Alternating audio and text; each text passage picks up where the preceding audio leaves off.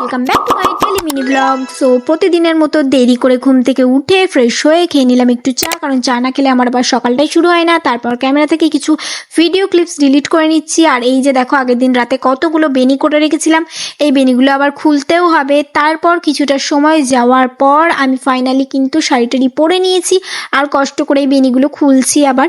তারপর হালকা করে একটু মেকআপ করে নিয়েছি, মেকআপ নাই বলতে পারো, জাস্ট হালকা করে। তারপর চলে গেলাম ফার্স্ট লোকেশনে, আর সেখানে গিয়ে অনেকটা বকা খাওয়ার পর কিছুটা ক্লিপস নিলাম, কারণ বকা না খেলে আমার আবার কাজ হয় না।